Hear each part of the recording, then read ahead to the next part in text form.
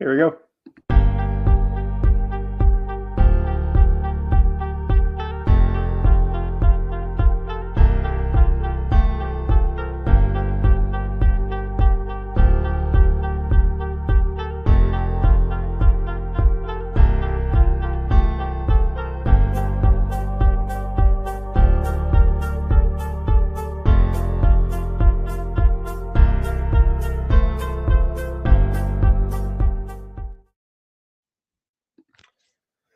Good evening, everyone, and welcome to another edition of Kicking It with Kruse.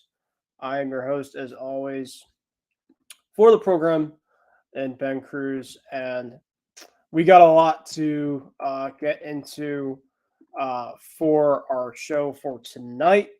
But before we get into that, make sure to follow our stuff specifically on the IM6, MI6 networks.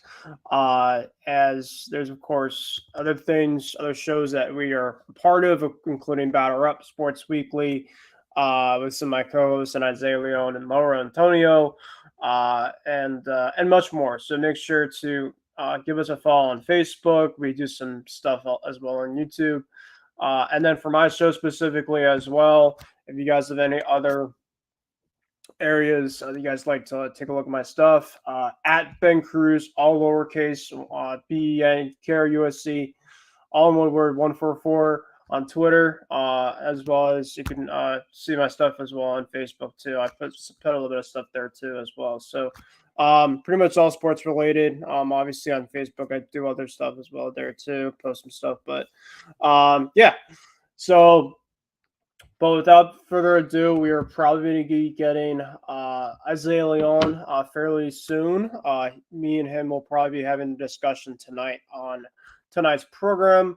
And if you guys have any questions or comments, feel free to put it into the comment section as we go. I'll probably be able to answer it at the end of our program for tonight.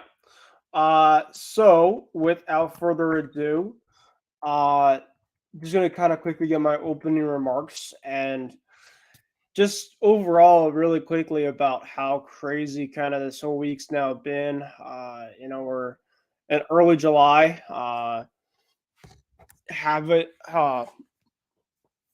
Hopefully everybody has a good 4th of July weekend, and we're kind of getting that part of summer where feels like it's been flying by. It's really been crazy, and just trying to enjoy as much as I can with it, for sure, definitely. So, yeah, just hopefully you guys have a great holiday. Hopefully you, whether it's going out with friends, went to the beach, played some golf. Obviously the cookouts are great too. So whatever you guys do, hopefully you guys enjoy it for sure. Um, in terms of tonight's show, we'll talk about NBA free agency. There's some big news about Damian Lillard. So we'll talk into more about that. We'll talk more. It's just a baseball. There are team reports as usual. The MLB All-Star Game is coming up pretty soon, so I want to get to some stuff about that. The AL and NL All-Star rosters both got revealed, so I'll make sure to put that in. If there's any snubs specifically, maybe that could have been it. I also mentioned that as well. And then if there's some time at the end where I could also maybe talk a little football, we'll see about that. Be actually on the lookout because I might be doing an NHL free agency recap as well too. And I'll try to do maybe another show specifically, maybe on my own, or maybe I will request to do the face-off with one of my other co-hosts, Taylor, who we do another show of that on MI6. So make sure to take a look at that as well. So without further ado, we will quickly start with NBA free agency. Of course, this was kind of one of the biggest things in sports that happened over the last couple of days, and obviously a lot kind of went through in terms of for some news. In terms of some big time players, some players that were kind of around the league that got signed. So I'll kind of get into as much as I can. There's also some guys still out there, and there's a guy that is a really great player that was around for a while with this drama, and he might be asking out, and he might be somewhere else. So we'll talk about that as well too. Um, so with that being said, uh, we'll first talk about some of the moves that transpired throughout this past week, and when we get others to join in if they want to. We'll see specifically if they want to kind of talk about their teams. I'll start first with my team, specifically in the Celtics. Uh, in terms of kind of what they did, of course, they made the trade for Kristaps Porzingis. This was actually that transpired before the uh, the NBA free agency.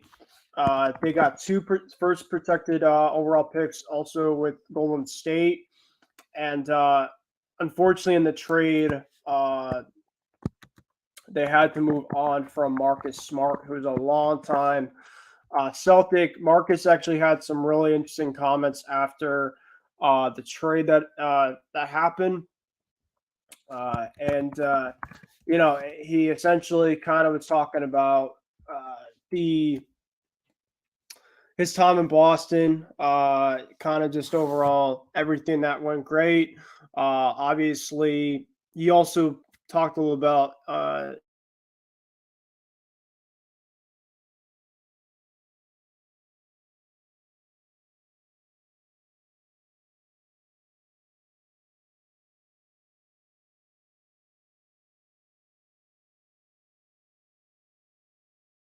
how they they had any beef.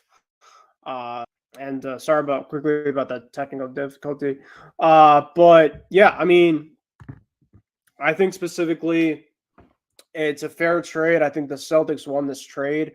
I think Kristaps is going to be able to present some length for sure in the starting lineup. I think if you look at the starting lineup right now for the Celtics, it looks like probably as follow with Jalen Brown, Jason Tatum, Derek White. I think will start, and then you put Kristaps, and then probably Rob in your starting five. So you have the double big there. And I think that's kind of the best overall defensively, the best lineup that Joe Mazzulla could put out there on the floor. They really loved Derek White in the playoffs last year. They started last year, and I feel like that offensively they did really well. As great as Marcus is, obviously Marcus missed some time. There's some games I think that he missed the playoffs, and there's just some time when he was out that Derek White had to pick up the slack. And I thought for the most part, Derek did a really good job in his absence. But now this is going to be a full time absence. Marcus is now officially gone. Obviously, the biggest thing about Marcus that you're going to miss dearly, of course, is just his leadership, his athleticism. Defensively, of course, he's the defensive player of the year for a reason. So he's definitely going to be missed. Of course, the biggest thing though is his leadership. So he's going to be a heart and soul for the Grizzlies. The Celtics are going to have to figure out some guys specifically that can step up, and obviously it's going to be probably more of a team effort than obviously just one person itself. So they also got a guy from Toronto to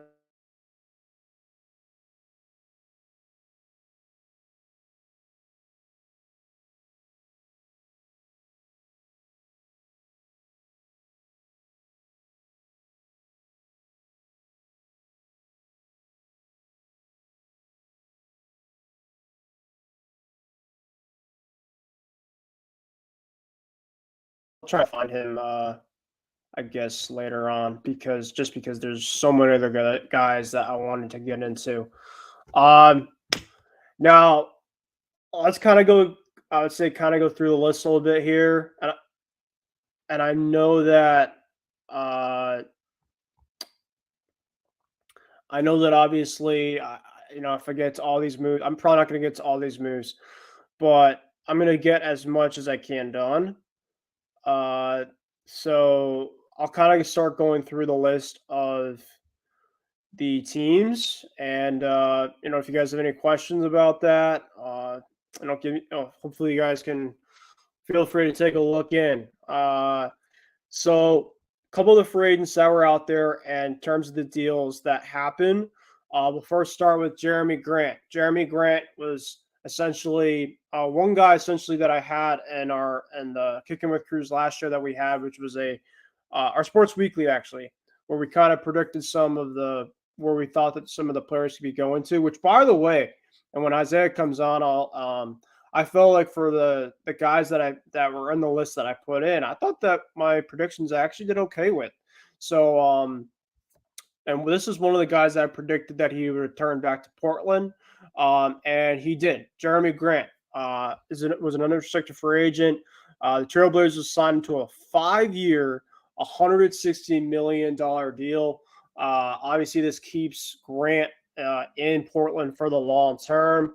I think it might have been a little overpay for a guy like him, but it's a good deal. And obviously, with the rumors about Damian Lillard in terms of his future, he might be the next kind of their star for sure over in Portland. So that's one of the bigger moves for over there. Fred VanVleet. Now, Fred VanVleet, he was a long-term player for the Raptors. You know, very culturally, just a guy that's kind of been around that team for so long.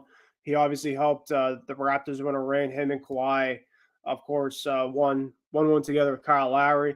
But he was a free agent this year as well, and he was one of many moves that the Houston Rockets made in this free agency. He got a 3-year, $128 million deal with the Rockets. So of course, this brings them stability. It brings them some veteran leadership, and of course, it brings them a ball handler. So Fred VanVleet is going to Houston. Kyrie Irving. This was another one. So Grant and VanVleet actually picked right in terms of their destinations. Kyrie had the same thing. I just didn't think Kyrie Irving was going to leave Dallas. I know that Kyrie obviously has some teams that he probably was taking a look at. I know got teams in like LA. I know the Rockets maybe had some interest in him, but he decided to stick around in Dallas for 3 years, $125 million deal. Time will tell in terms of if he'll be able to last the whole entire contract because at the end of the day, he's a diva. You know, he obviously he's a superstar specifically that as great of a talent as he is off the court, he obviously has a lot of issues himself, a lot of problems. And so you just never know with a guy like him in terms of him kind of being around the relationship, obviously with Luka. But I did have him coming back to Dallas just because he got traded halfway last year. So I just didn't feel like they had a lot of chemistry, consistent, I guess you can say, wise. And I think that this year they'll have a much better kind of feel about their relationship. Cameron Johnson, who was a restricted free agent, he went back to re-sign with Brooklyn. He's 27 years old, really good player from Brooklyn, a really good shooter. He got a deal for 4 years, $108 million deal. Kyle Kuzma. Now this one was a little shocking to me in terms of where he went because Kyle Kuzma I thought was going to get a pretty decent market out there. I had him predicted to go to the Kings. I know there's a lot of teams. I think I had him going to the Spurs. And some other people had different places for guy like Kuzma. But Kuzma, right when free agency opened last week, he was one of the first guys that went off there. That was one of the big time guys off the board. And shockingly enough, he actually got a payday, and he decided to re-sign in Washington. He got a 4-year, $102 million deal with the Washington Wizards. And he just probably going to be like the next star, I guess you can say there, just because Bradley Beal's gone. I know that they brought in guys like, Tyus Jones, I think. They also brought in Jordan Poole. So they brought in like a lot of these guards. But obviously Porzingis wants my Celtics. So, I mean, like, really outside of Beal, Porzingis, and Kuzma Kuzma's the only one there still left. So he's going to kind of be their next guy for that team that's going to be more in a younger rebuilding type phase for sure. Chris Middleton, this shouldn't be much of a surprise. He obviously declined his option, but I thought that the Bucks were going to rework out a deal. He got a 3-year 102 from Milwaukee, similar now to Draymond Green. Now, Draymond was the first guy that got signed out of anyone in the NBA free agency. Draymond, of course, has been with that Golden State team for a long period of time. He's got them the chance to help win some of their championships and really help make the Warriors dynasty as it is today. He's kind of the glue, the heart and soul, really, I guess you can say, that team. He's 33 years old, but he is still now in Golden State. He resigned there for 4 years, 100 mil. So obviously that keeps that overall team more intact when you have Draymond, Steph, and others. Jakob Poeltl, he has re-signed with Toronto. Dylan Brooks. Now, Dylan Brooks was a Memphis Grizzly for a while. Of course, he was headlined by the trash talk that he had to LeBron James in this past playoffs, and he obviously poked the bear for sure. But overall, as a player, he's a really tough, physical, really good three-point shooter. And the Houston Rockets, that was another move that they brought in for a guy like Dylan Brooks. He got a 4-year, $80 million deal. So it's a really fascinating type move for them. Max Strus. Now, Max Strus, of course, has kind of been one of the undrafted stars, the really good shooters from the Miami Heat. But Max Strus and Gabe Vincent are two guys that are not with the Heat anymore. Two of the guys that really kind of built into that culture. Obviously, they're one of the top teams now for a superstar that we're going to mention later on in the program, and they obviously had to clear up some money. So these were some guys that had unfortunately had to go as part of the business. And Max Strus now, he is going to be going to the Cleveland Cavaliers. He's actually part of a trade that was going on, but he did get a 4-year, $63 million deal with them. A couple of restricted guys that re-signed, Herb Jones, Austin Reeves, and Rui Hachimura. They all re-signed with their respective teams. Jones re-signed over in the Pelicans. Really good athletic player for them. Austin Reeves, who is really putting into a really good player over in LA. And then Rui Hachimura, who the Lakers got at the trade deadline, and he did some really good stuff over there for them. He re-signed over in LA. He got a 3-year dollar deal over there for 51 mil. Dante DiVincenzo, really good sharpshooter, a guy on Isaiah's list. So we'll talk about actually Isaiah's list when he gets the chance to come on here at some point. DiVincenzo is a Villanova type guy. I actually picked this one right in terms of my predictions. I had him going to the Knicks, and that's where he went. I just feel like that was a great fit for him, and he could be able to reunite with Josh Hart and Jalen Brunson over there. So that should be a really good fit for him. Brook Lopez. Now, Brook Lopez really, I felt like, had two teams, the Bucks and the Rockets, kind of going back and forth. But I think at the end of the day, the Bucks really weren't going to get outbid in this case, and the Bucks were able to re-sign Brook back to a 2-year, $48 million deal. This next guy here, Bruce Brown. Bruce Brown was part of the Nuggets NBA Finals run from this past year, and I thought he was probably 50-50 to come back, but he got a lot of teams out there for his services. And the Pacers.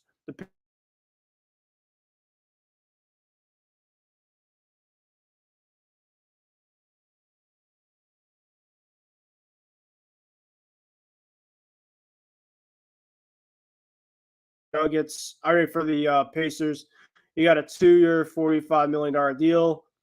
The Lakers able to keep D'Angelo Russell. This wasn't pretty much of a big shock. I thought that he was going to go along there the whole entire time. And let's see. Like we have Isaiah that is joined the program. Isaiah, I know that we're about 20 minutes in, so obviously you probably missed a little bit. I'm kind of just going through some of the list of the guys for free agency. We'll kind of talk more, some of the bigger moves that kind of happened, because obviously we have a ton of a list here. So I was just kind of going through some of the guys and their teams before he came on. But how are you doing, Isaiah, tonight? Hopefully, Isaiah, of course, for everybody that's on at our program and everybody for tuning people, just making sure that we're gonna have a good fourth holiday. Obviously, July 4th coming around, which is very exciting, and it's crazy to think we're already in July. So, with that being said, though, Isaiah, how are you doing, my friend? And thanks for coming on as usual. Yeah, no problem, Ben. Good to see you and great to be on the show, man. In fact, I didn't think I was going to be on yesterday after I suffered an embarrassing fall at work yesterday. So that was pretty embarrassing. But yeah, it's crazy that to think about that a couple weeks from tonight we're going to be in football season. Where training camps are going to be opening up. The players are going to put on pads, and it's going to be football season all over again. And with free agency wrapping up, yeah, there were a lot of big moves, but I feel like the best has yet to come. The James Harden hasn't been traded yet. Damian Lillard finally requested a trade. He hasn't been traded yet. I feel like there's going to be like a lot more fireworks as we go deeper and deeper into the off season, and I can't wait to see what happens because the NBA off season, like the NFL, never ever sleeps. And don't forget, we got baseball too, and the trade deadline is about a couple of weeks away. So, I mean, it's crazy what's going on in sports, and we're deep into the summer, and soon enough, it's going to be fall, and the cold weather is going to start to hit again, and I cannot wait for it. All right. So, with that being said, we're going to lead right into our NBA free agency segment that we've kind of started. And I know Isaiah, I kind of got through some of these guys right here. But obviously, we'll kind of step away a little bit from that list.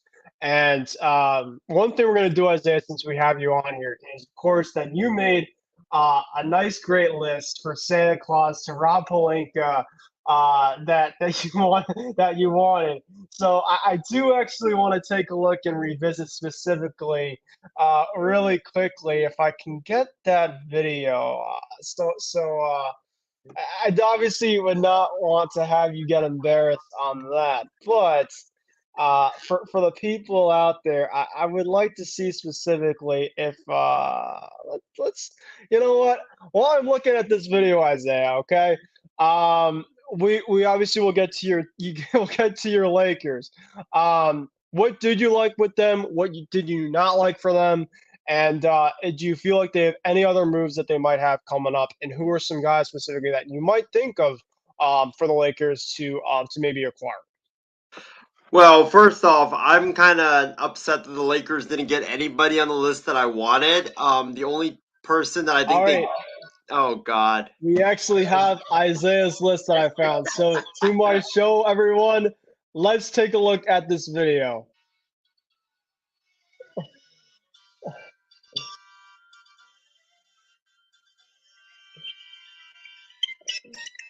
Okay.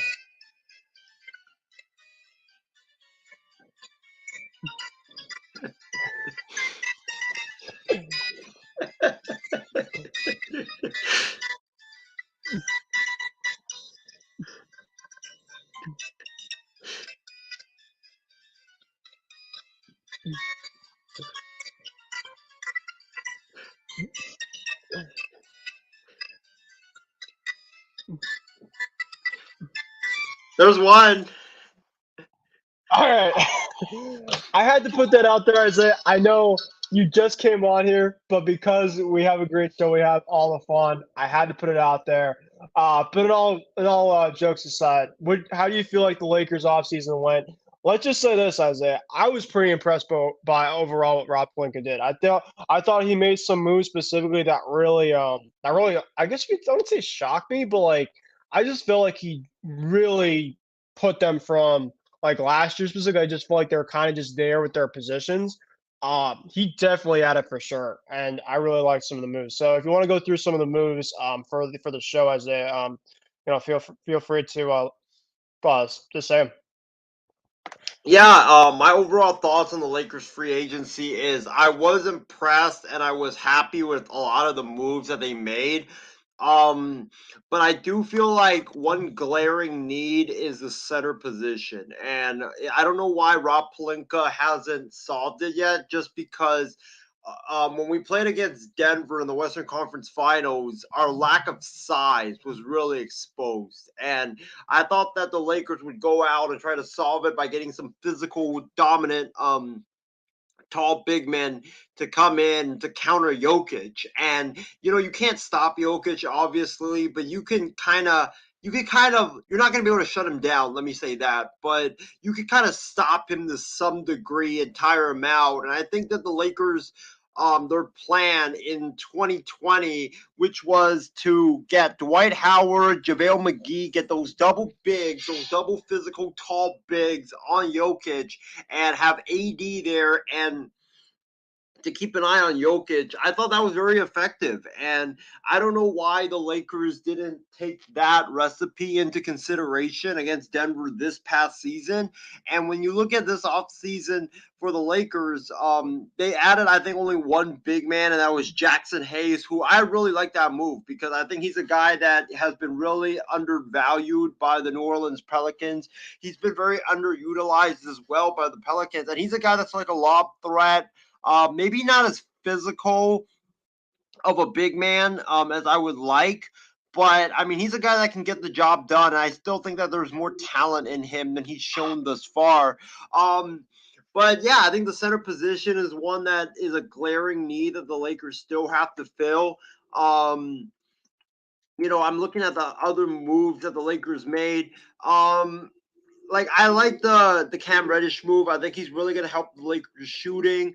Mm. Bringing back, Rob Pelinka obviously should be given the one of the Executive of the Year awards already because you managed to sign both D'Angelo Russell and Austin Reeves to contracts that were below what they were originally valued at. I mean, that was super impressive stuff. You get D'Angelo Russell at a annual value of 17 to 18 million dollars a year. I mean, that's an absolute steal. Like I was saying earlier, if Russell was demanding like 30 mil or 40 mil, hell no. There's no way I was gonna give D'Angelo Russell that much money because he shrinks. And the thing with D'Angelo Russell is that he's very, very inconsistent. And one night he can look like a superstar, and then the next night he looks like he doesn't even belong in the G League. But with D'Angelo Russell, if you can get him at 17, 18 mil, I mean that's like paying a bench or a average role player that type of money. So to get him at that value, I think it's an absolute steal. I'm glad that he's back. I hope that he can be more consistent from now on. Reeves, I think, was the biggest steal of the offseason because a lot of people had him pinned for a 98 to $100 million max contract, and for him to only get 56 mil, I think Mhm. is an absolute masterclass by Palinka, managing to get Reeves for only $14 million a season. I mean, that's Mm. crazy. Like a lot of people had him pegged for like 20 something mil. And then the third and the fourth year of his contract would be severely overpaid. I mean, we were talking last week on our NBA free agency preview show that Reeves was going to get, like, in his third or fourth year, he'd be making as much as Jason Tatum and probably Yeah. Damian Lillard. I mean, that's how crazy some of the amounts were being floated. But I'm surprised that no team really stepped up and tried to screw the Lakers into giving him a max offer that the Lakers would have to pony up and pay up and screw the Lakers. I'm surprised that Greg Popovich and the Spurs didn't get in on that. I'm surprised the Rockets, with their amazing unlimited cap space, they didn't get in on that. That was, I think, the biggest steal was just to get Reeves for 4 years and 56 mil. That's definitely going to be a true contract that I think will be a great contract for the Lakers, as well as other moves. Gabe Vincent, the Lakers signed him. I think he was one of our biggest free agent acquisitions. We gave him a Yeah. 3-year, $33 million contract. I like it. Don't get me wrong. I think it's a decent move. But Ben, I honestly would have rather had the Lakers. If you're gonna spend your mid-level exception or your non-tax paying mid-level exception on Gabe Vincent, and you're going to spend that much money, I would have rather pivoted to DiVincenzo because my thinking is like, with Gabe Vincent, he's good, but he's also inconsistent. We saw that against Boston where he disappeared a lot in those, or no, he was good against Boston, but against Denver, Finals. yeah, he just completely did not show up. Like his 3-point shooting was not good. Against Denver. He drove into the lane, but he got stuffed by a lot of the Denver guards that were guarding him. So I don't know what Gabe Vincent is going to show up. Is it going to be the Gabe Vincent that showed up against Boston? Because if it's that guy, then yeah, I think that's a great pickup for the Lakers. But if it's a guy if it's the Gabe Vincent from the Denver series that shot terrible from the field during the regular season, then I'm kind of wary of that pickup. So that's why I would have rather had DiVincenzo, because I know with DiVincenzo, he can shoot the 3 ball at an excellent rate. He's a guy that can defend at a really high level. I think that the Lakers don't really need a ball handler because you have LeBron and AD there. They can both handle the point. You have Reeves there who can handle the point. I just think that, DiVincenzo, I feel like would have been the better fit, but I'm not going to complain about the Gabe Vincent signing by the Lakers. And then the other guys, Cam Reddish. He's a really good shooter, but he's also really streaky. That's the problem with him.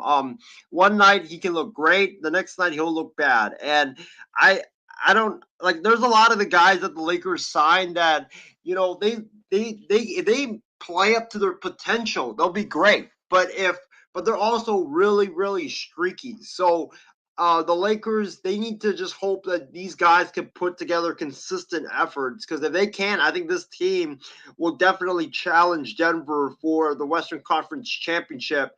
And I think as far as other moves that I could see the Lakers making, they need a center, and I would not be shocked if they traded for Miles Turner. Like, I know they don't have a lot of cap space right now, but the Lakers have been linked to Miles Turner for like forever, it seems like. I mean, every year you look at the Lakers rumors, and it's always 2 guys, Buddy Hield and Miles Turner, and it seems like the Lakers with their big man, I think Miles Turner would make the Lakers the Western Conference favorites if they acquired him, because you would have Miles Turner at the starting center, you would have AD as the power forward, LeBron small forward, and then you can start like Reeves and D'Angelo Russell. I mean, that's a really formidable lineup if that ended up happening. And the Lakers, I feel like right now, I don't think you could trust AD to be your starting center. I think that he's a better fit as a power forward. And then you can get someone else to be your starting center, which is not going to be Jackson Hayes. You got to find someone to do that, because I think AD in the regular season, he doesn't want to take the amount of pounding that he will take in the playoffs. And I think Miles Turner offensively and defensively would both help in the regular season and also in the postseason. So I would definitely like to see the Lakers get another a starting big. And I think that with all these moves that they've made, I think it's great complementary pieces. But I feel like the big glaring need right now is just the starting center. Okay, and yeah, obviously, I 100% agree. I thought that Torian Prince, he went to the Lakers, Gabe Vincent, like you mentioned. They obviously brought back. I think Reeves. Crazy enough to think, I'm on Spot Rec right now in terms of the contracts. Austin Reeves was the highest paid player out of all the players on that list for the offseason that the Lakers paid for. He got 56 mil total for that overall move. So yeah, I mean that's crazy to think. Now, Troy Brown Jr. he went over to the Wolves from the Lakers. Malik Beasley and Lonnie Walker. Lonnie Walker, I thought had some really good moments actually in the playoffs last year, but I think the Lakers had quite a bit of guys that they had to make some moves for. Was there anybody specifically that I mean, Shooter also went to Toronto. Was anybody out there that you're kind of hopefully they might have wanted to bring back, or most of the guys that essentially that they're like they pretty much left with, you could kind of live with all the rest of the moves that the Lakers made. Well, I think the guys that I wanted them to bring back was probably uh I don't really think that there was out of the guys that they let go. I don't really think that there were guys that I kind of wanted back because Malik Mm. Beasley, he's a good player. He's a good shooter, but he proved that he's not ready for that big market LA, Boston, New York spotlight. I mean, when he was thrown into the spotlight for the Lakers, he looked like the worst shooter in all of basketball. I mean, the guy was freaking threes left and right, and you just didn't know what happened to him. So I think him going to a small market in Milwaukee, I think would definitely help his confidence. And plus, like nobody was going to pay him $16 million after he fell out of the rotation for the Lakers in the playoffs. Lonnie Walker is a guy that I kind of wanted back just because of his like scoring. I mean, the guy is an automatic bucket. I mean, this guy can create his own shot. He can create shots for others. He can shoot the three. He can, hit the mid range. He's a guy that I think that kind of reminds me like Lou Williams, like not Lou Williams exactly, but he's a guy that's kind of like Lou Williams in which he can just get buckets. And I think that, he's going to definitely be a good pickup for the Brooklyn Nets. Schroeder's been inconsistent. I think that if I would have to take either Russell or Schroeder, I'd definitely take Russell for sure. I would too. Yeah, and then the other players, Troy Brown. I mean, he was strong during this middle of the season, but then he faded. And then Mo Bamba is like the guy that I think he's the biggest what if because if he's healthy, and the Lakers have Tristan Thompson, Mo Bamba out there, AD. Bamba, I think, still out there on the market. Yeah, I think you're right. I Yeah. think he is still on the market, and I Yeah. wouldn't be shocked if the Lakers brought him back too. Mm. Because apparently they do want another big guy. But yeah, I think with Mo Bamba, who knows? Maybe if he's healthy, at 100%, maybe he does change that complexion of the Denver series. All right. I'll quickly get to my Celtics. The Celtics didn't really have a ton of free agents, shockingly, actually, on this list. In terms of the moves, of course, the big move they made was Kristaps Porzingis coming to the team from the Wizards. They originally had a three-team trade with the Clippers, which was going to include Malcolm Brogdon. That fell through, of course, because the Clippers were worried about his injury problems. So they revisit it with just two teams. They also had to unfortunately bring in Marcus Smart in the deal. They brought him over to Memphis. Marcus publicly made some really good comments about Boston and his time there after the trade happened. So it's just going to be really heartfelt and going to miss the guy for sure. But hopeful that some guys can be able to take over his absence as the leader of the team. But in terms of the actual moves that they made, they brought in O'Shea Brissett from the Pacers, a decent three-point shooter. They got him at a decent 2-year, $5 million deal. He was actually a guy that the Brad Stevens is well known for guys that usually like to kill the Celtics, some random role players. This was one of the role players from the Pacers, so he took a chance on him. So I definitely could see this was just a guy that Brad really liked. They also brought in Delano Banton. He's from the Raptors. He's a young guard. I guess that he played against the Celtics in a massive game in April against them. So they got him. He's going to be probably a late role player off the bench. Um, Maybe signs like a guy like Payton Pritchard could be on the move or something like that. But of course, the next guys that are still available that they have to worry about is Grant Williams. Of course, Grant Williams is probably the biggest name on the list. I think specifically they can still try to find something to work out. I think personally, he probably should have been signed by now if somebody wanted to sign him, because a lot of these guys are pretty much off the market at this point in time. But it feels like right now that the Celtics' interest in Grant still is strong, and whatever type of offer sheet that another team might have, I think like the Hornets might have had an offer sheet for a guy like Grant Williams. That Boston's going to match it, so they're really high, and I think Brad's really high in Grant. So if you ask me right now, do I think that Grant's back? I do. I think that Grant is back. There's also still Blake Griffin. I think he's probably going to walk somewhere. The JD Davidson, he'll probably be back, and then they have they have Melifonwu Kamawala or something. Power forward. He's essentially a role bench player. That's at the end of their rotation. So, I mean, really outside of that, it's pretty much just Grant. I mean, Blake obviously has some minutes here and there, kind of off the bench, late in games. But Davidson, of course, is a guy that nobody else is going to take. He's still really young. So, Brissett, good shooter.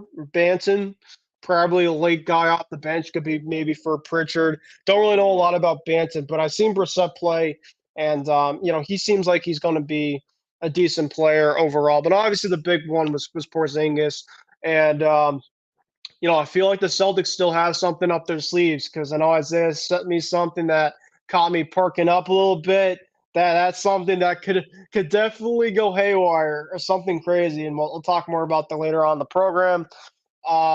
And then, so yeah, that's kind of the Celtics there for you. So, Isaiah, with that being said, though, now we will go and start to revisit some of the other teams' moves. We will go into potentially the winners of we've seen so far in the NBA free agency. We'll get to the losers. And like I said, if there's any other specific guys out there on the market, even if it's not, directed for your Lakers or even for my Celtics, but just some guys out there to keep an eye on and watch for sure. We will kind of go through at least the list that I kind of started with um, before we came on. Obviously, one of the guys right now that we talked about, like I'll kind of Isaiah, I'll first ask you this before we start the overall kind of recaps of the moves. How did you do with your predictions from last week from a lot of these guys? Because I took a look at mine overall as a whole, and let's just say I got the Kyrie Irving one right. I didn't get Draymond right. That was kind of 50-50. I was close on that. I got the Middleton one right. Van Fleet, Jeremy Grant, Kuzma I struck out on. Lopez I struck out on, but that was a close one. I was good on Reeves. D'Lo I was good with. DiVincenzo, more Wagner, missed out on Curry. Patel, I think I missed out. I think he went somewhere else that I looked at. K-Love, I got. Bruce Brown, I didn't get. So I'd say about like 60 to 70%. I mean, if you looked at it on a test wise, I did pretty good. I can't complain because it's a flip of a coin at the end of the day. So we'll start going through some of these guys right now, though. Jeremy Grant. We'll start first with Jeremy Grant, who's unrestricted free agent. Isaiah, this shouldn't be much of a shocker. He got a payday. I don't know if it was a little bit of an overpay. 5-year, $160 million deal. Obviously, this might have brought into a way of did they have enough money to keep him around? Was this maybe an incentive? But all along, this was going to be a guy specifically that was going to stick around. I don't know if you have any other reactions about that. Yeah, so you talked about the list that we predicted on Sports Weekly last week. Funny enough, I actually have the list with me, and I wrote down all my predictions for each free agent. And if I'm looking at this correctly, um, I think I might have only got one out of all of the predictions Oh. that I landed. Yeah, I'm looking at it right now. We predicted, I think it was 17, or no, we predicted, 17 free agents. And I only got two, actually. I got Reeves and I got Russell Westbrook. I was Oh 2 out man. of 15. Oh my God. It was awful. Like, I'm We're- looking at all these other predictions, like Kyrie, I had him going to the Rockets. That didn't happen. Van Vliet, I had him to the Spurs or the Rockets. Unfortunately, I took the Spurs instead of I had a Houston. couple of those situations. I was close on some. If I got Yeah. some of those, I could have passed. I could have been right in the high 80s, 90s. Like I said, I did pretty well overall. I can't complain. And then, well, I think that for me, the shocking one, like you mentioned, was Kuzma because I thought Yeah, that he was gone from Washington. I thought he was yeah, definitely gone. And then to see him re sign with the Wizards was definitely shocking. But yep. about Jeremy, yeah, go ahead. No, I agree with what you were saying. Oh, okay. About Jeremy Grant, here's the thing. Jeremy Grant right now has not officially signed that deal with the Portland Mm. Trailblazers. If I'm Jeremy Grant and if I'm the Portland Trailblazers, I'm rethinking about it because now that Damian Lillard is going to be gone goodbye from the Portland Trailblazers, if I'm Jeremy Grant, do you really want to be in the situation where, yeah, you're the you're the number one player on that team, but you're going to be like the Spurs of this season or the Rockets or the Pistons, where you're just going to be losing game after game after game after game after game. Like, Jeremy Grant is a really good player. I think that you will have a lot of teams interested in his services if he did become a free agent. But he's 29 years of age, and he's played in Portland for, I believe, the last 3-4 seasons. Yep. And I just think, like, you've played for Detroit, you've played for the Blazers, you've played on teams that haven't made the playoffs. If you're Jeremy Grant, I would not sign that deal, and instead I would renege on it and go back to unrestricted free agency and try to find a team that could win, because you've made a lot of money already. It's time to go to a team that you can potentially win a championship at. And I think that for Grant, if he takes a little bit less, I think that would be a better situation than staying in Portland and just losing for the next 5 years. And for the Blazers, it's kind of the same thing where, Dame's going to be gone. You're probably going to be rebuilding with draft picks and young players and Scoot Henderson. I think for the Blazers, you don't want to be stuck in that Spurs situation where they were not good enough to win a championship. They were not bad enough to be in the lottery and get the number one pick. They were just kind of stuck in the middle, losing in the first round or getting bounced out of the play-in tournament every single year. That was kind of their ceiling, and you don't want to be in that situation. So I think if you're the Blazers and if you're Jeremy Grant, I would seriously renege on it and just both sides just part ways. Like, I know it's a lot of money to turn down, but I think at the end of the day, it's a better situation than what Grant would end up with if he ends up staying in Portland for sure. Yeah, I mean, it's a matter of did he just go for the money, which I think a lot of guys did, or is it about the fit? I mean, as of right now, it looks like Portland's in more of a younger type of role as of right now compared to what they are in contention. So he decided to go that route, and I obviously don't disagree in terms of what you said. I mean, for a guy like his caliber, if he didn't fully sign that deal yet, anything can happen. Fred Van Fleet, I know, we brought his name up on the list. We both, I believe, had him going somewhere else, in which he did after a long time over in Toronto. And this was one of many moves that Houston made, who, by the way, Hinton, I believe was one of the most. I thought that they were a winner in this NBA free agency, just because they did really good in the draft and they did really good here. Um, I think only maybe that they maybe can get some more big man, but they have Sangoon, and Sangoon's a really good big man. But Fred Van Fleet is over to Houston now. He's on a 3-year, $128 million deal. This obviously brings some veterans over to Houston because they've been missing that dearly. Obviously, with Steven Silas was more of a younger type group. And now with Van Fleet and with Sangoon and with Jabari Smith and with Jalen Green, you're starting to kind of feel something around that type of team, Isaiah. And I know that you're talking about kind of a slower team like the Spurs, that they started to get some guys around. This kind of feels right now, something like this when you get a guy like Van Fleet into your team that's a younger type of culture. Yeah, I love this move. I know the Rockets gave him a lot of money, but Houston had a lot of cap space, and it's not like this deal you can't really. It's not like you can't get out of it if it doesn't go right. It's only a 3-year deal. I believe the third year is a player. There's like an option or something on that deal. So you have a lot of flexibility if you're Houston. You're not basically tying your entire organization down to Fred Van Vliet. This is a guy that shot 39% from the field last year, 40% from in 2021, 2022. He is a guy that can score. He's a great 3-point shooter. He's gotten better as a passer. He's just gotten better as an overall point guard once Kawhi Leonard left to go to the Clippers, and it was Fred Van Vliet's team. So I think that it's a good move for the Rockets.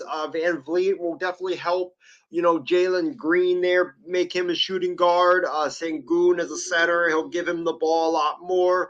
With his defense, this is like a thing that a lot of people don't really know about Van Vliet is he's a very underrated defender. And we saw what he did in the postseason against the Warriors in the finals, where he locked down Steph Curry, he was locking down Klay Thompson, and he was just putting on a clinic when it came to defending. So I think that it's good for the Rockets. They needed it like a star. Van Vliet's not a star, but he's a big name for sure, and he's definitely going to help them. And I like what Houston did. With Dylan Brooks as well as Fred Van Vliet. Obviously you got to spend a lot because you're in Houston, you're in that small market, and your team's not winning. To get players, and that's what they did. And I think Van Vliet and definitely Dylan Brooks are going to help Houston a lot. Maybe not be a playoff team next season, but probably I could see them in the play-in tournament and get bounced out in the first play-in game. All right. Next guy we'll have is Kyrie Irving. Lower if you're tuning in, my guy. Unfortunately, he's not going to your Lakers as that. I wish, obviously, that dream of yours was a reality. But in all retrospect, I was actually right about this one. I wasn't too surprised about it. I think specifically that Dallas was a fit all along, despite the amount of suitors that he had, just because he got traded last year halfway. He really didn't get the chance to fully kind of play on with that team. And I think that with a lot of these teams that Kyrie's kind of been around, I feel like him and Luka needs a guy kind of keep him satisfied because Luka, is trying to get to the next level. Luka definitely could play with them as a star like Kyrie, as much of a head case that he is. So Kyrie got a 3-year, $126 million deal. Isaiah, do you feel like that's a fair enough deal that Mavericks paid for Kyrie? No, I think Dallas was idiots for giving him that deal. I don't know why they even re-signed him in the first place. I think that this means that Luka Doncic. I would not be surprised, Ben, if next season or next offseason we're talking on the shows. I would not be shocked if we're talking about a Luka Doncic trade because I don't think that if you look at what Dallas has done this offseason, they haven't gotten better one bit. In fact, you could say they got worse. With what they've done this offseason. The draft picks that they picked up some young players, but they're not going to help you win right away. And Kyrie Irving and Luka, we've seen what they can do. They can score a lot of points, but they're going to give up more points than they score. So, and don't forget, both guys need the basketball in their hands.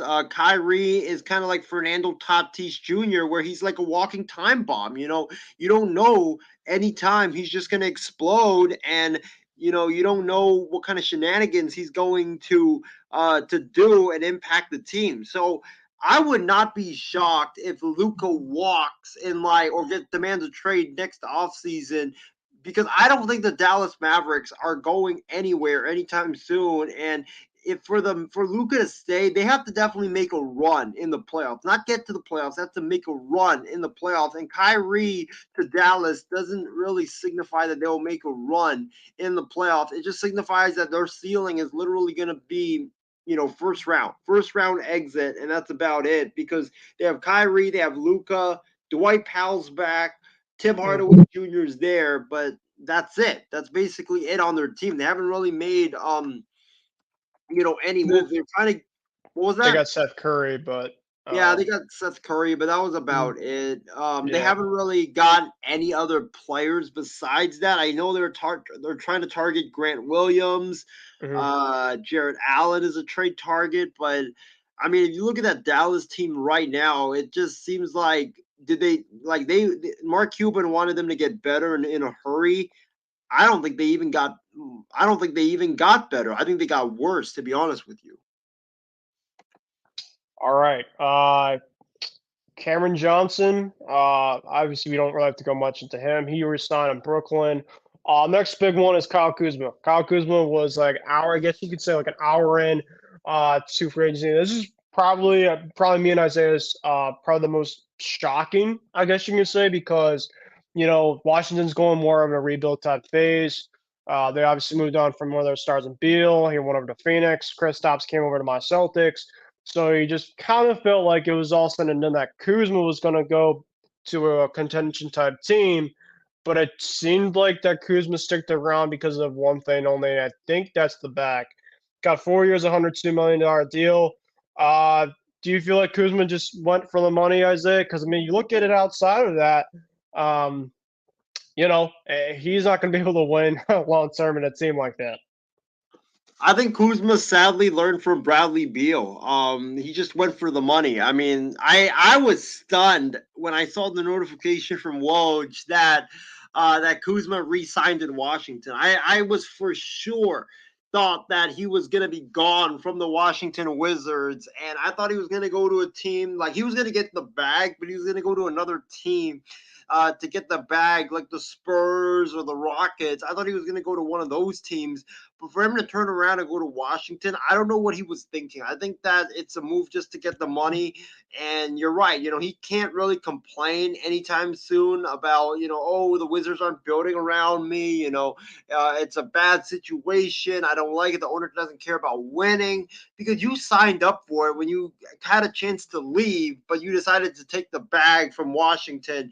It just doesn't make any sense that he just takes the bag from Washington. I mean, he was already like pissed off anyways about Washington, that they were trading players and that they were not committed to winning. And he made some comments saying how, I'm, my free agency, I'm going to look around to see the best situation.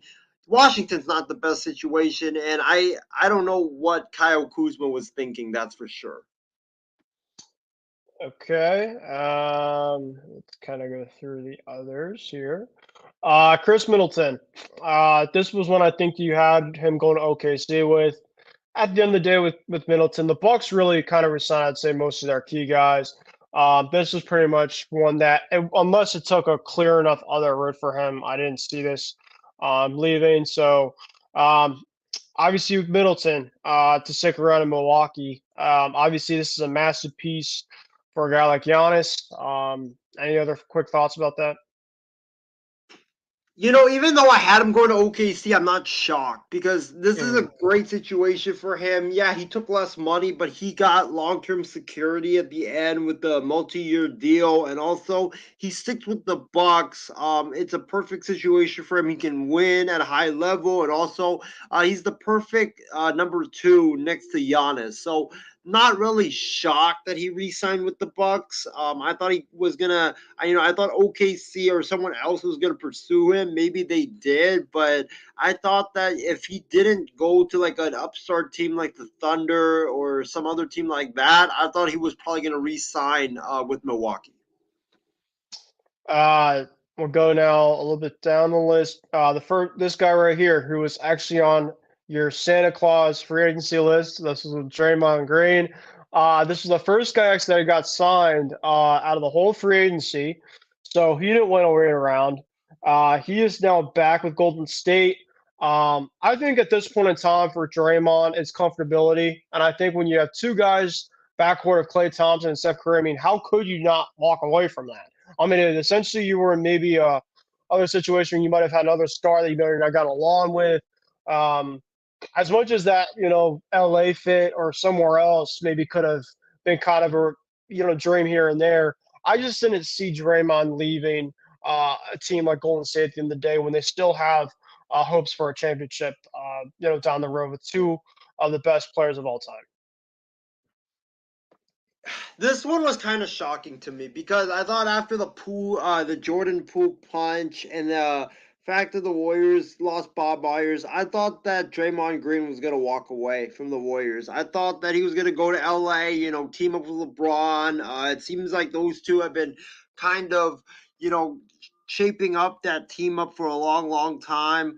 I thought Draymond was gonna go there just because I feel like I thought he kind of I feel like he kind of wore out his welcome with the Warriors, and I thought that both sides would be they would be wise to just part ways right now because you can kind of see the dynasty's ending. The Warriors guys, Curry, Thompson, Green, they're all getting old now, and it feels like it's time to just move on. But the Warriors, like you mentioned, I think Draymond just wanted to be comfortable.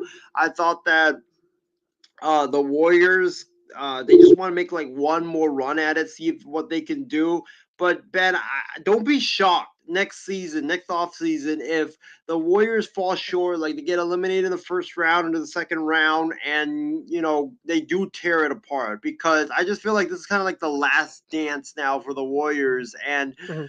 the thing is, Draymond signed a 4-year contract. If they do decide to tear it down, I don't know who's gonna want that 4-year, like $100+ million contract. That's the only deal. I think because Thompson's a free agent next season and he hasn't signed an extension yet. Maybe he will. Who knows? But I could see Klay Thompson, the Warriors, just saying, "Hey, Klay, you're not the same anymore due to your injuries." I could see Klay walking away just because I just think that, with the Warriors, they're going to ask him to take a pay cut. And with his legacy, I don't know if he wants to take a pay cut at this point. Yeah, I've definitely seen that all around for sure about Clay. Um, some other guys, Jakob Patel, he went over to re-sign with Toronto. Dylan Brooks was one guy that went on the move. This was another added piece. Houston, of course, they brought, of course, in Van Fleet.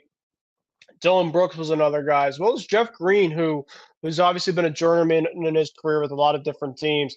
As much as Dylan Brooks poked the bear, I bet you're very fortunate, of course, that it went on the right side for you.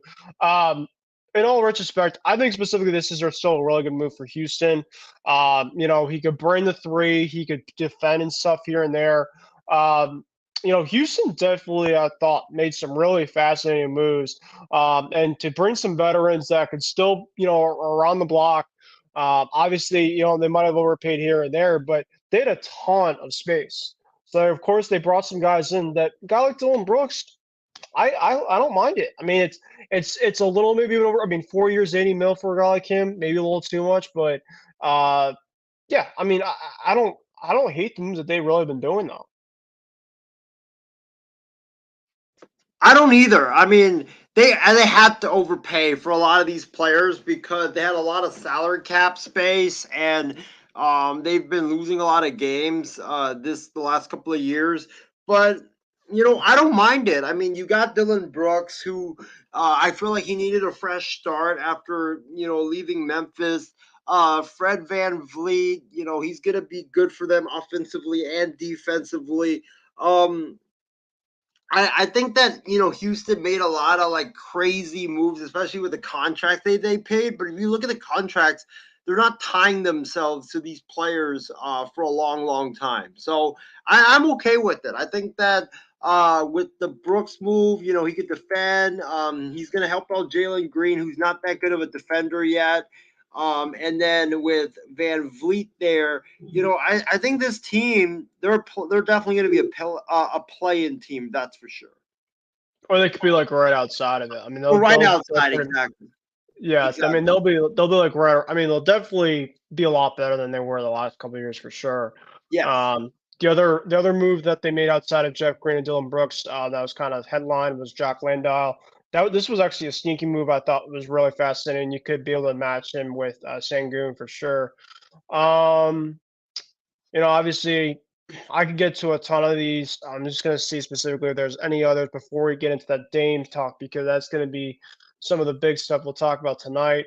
Brook Lopez, he resigned, and I think his brother actually just resigned. Or no, he didn't resign. He went over to Milwaukee to reunite with his brother and Brook. The one move I did want to talk about, 'cause this was a guy that he obviously just won a championship over in Denver, and I know that I don't know if LA was on this list, but I thought that maybe he's kind of from the Boston area. This was a guy that Brian Windhorst was talking about that had a lot of smoke around on his name in free agency, and that is Bruce Brown. And Bruce Brown had a really good rollover in the Nuggets and overall with that team. And he went to Indiana with 2 years. Indiana made a really good move this one, Isaiah. So Yep. before we go over into the next stuff, because I know obviously there's a ton of other stuff that if you guys want to list or whatever, we'll obviously talk about.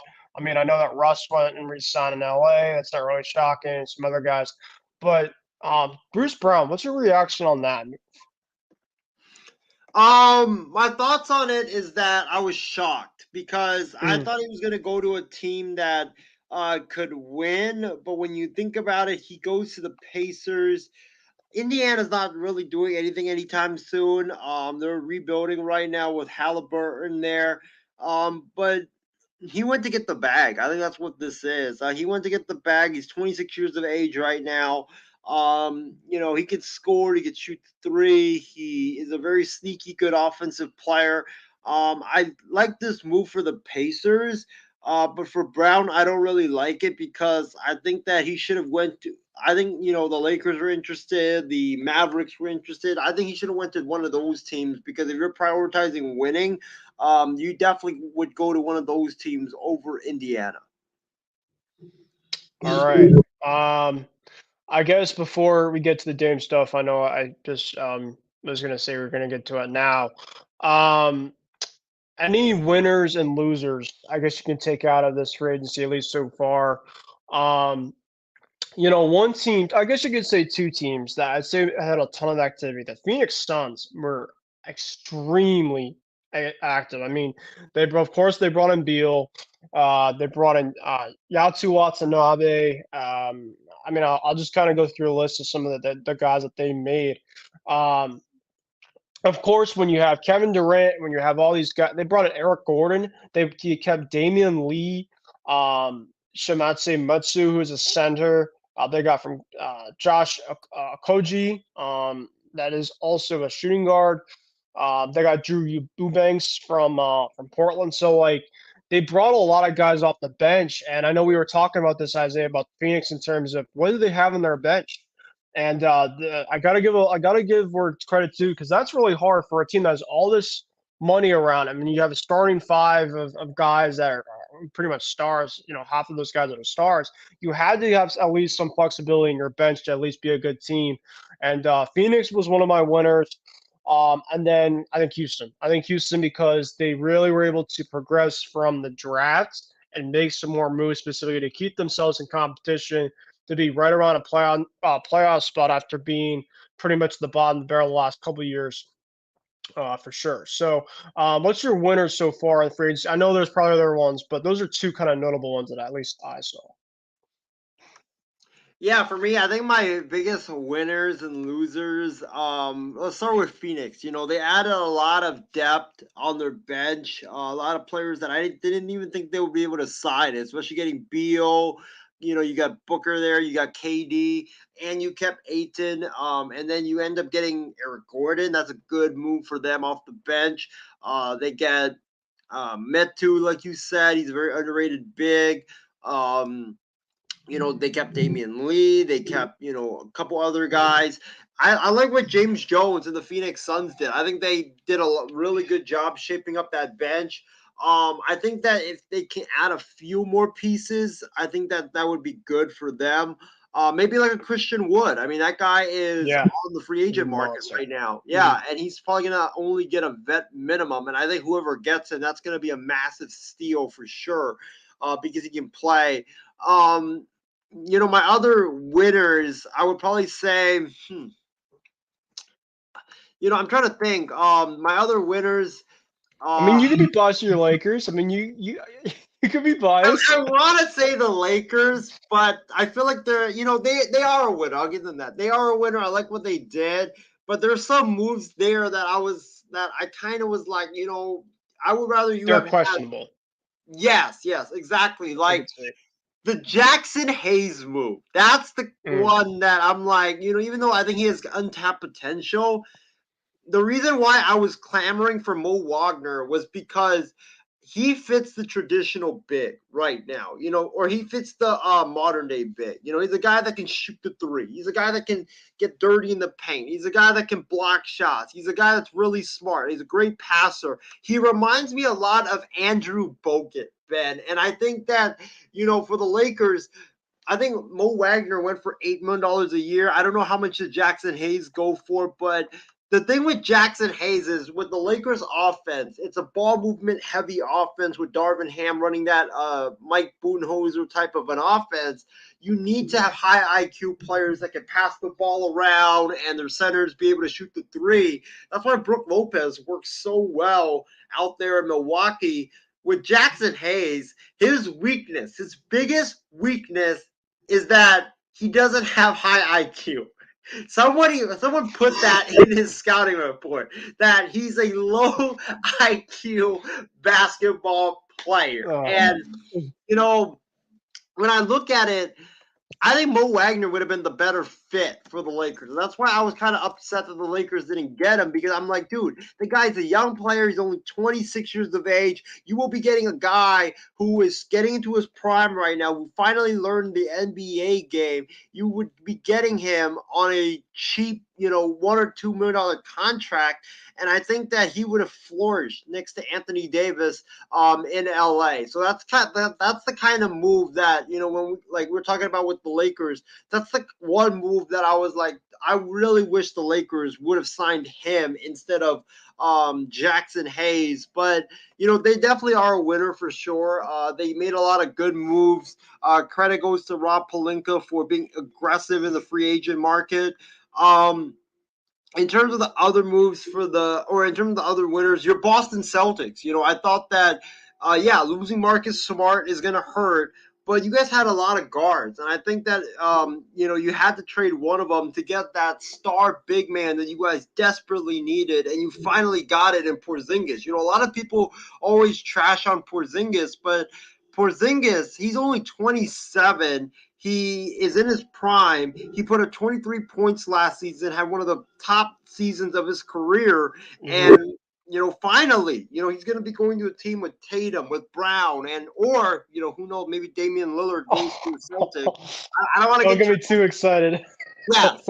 I don't want to get you too excited, but, you got Tatum and Brown, and you finally fixed what you were lacking, and that was getting a threat in the middle of the paint. So when teams zone in on Tatum and Brown in the perimeter, you have a guy in Porzingis who's just going to dominate in the paint, who you can give the ball to, who can pound in the paint, and he can do damage there. He can shoot the three as well. I think that was a really good move by the Boston Celtics. And I would say the last winner that I had was, believe it or not, Ben, the Orlando Magic.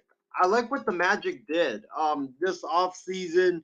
The free agent moves that they made. I think bringing Wagner back was definitely a great move for sure. I feel like the Magic got someone else that was, or they got Joe Ingles. That I think that was a good move. He can shoot. He's a really good shooter.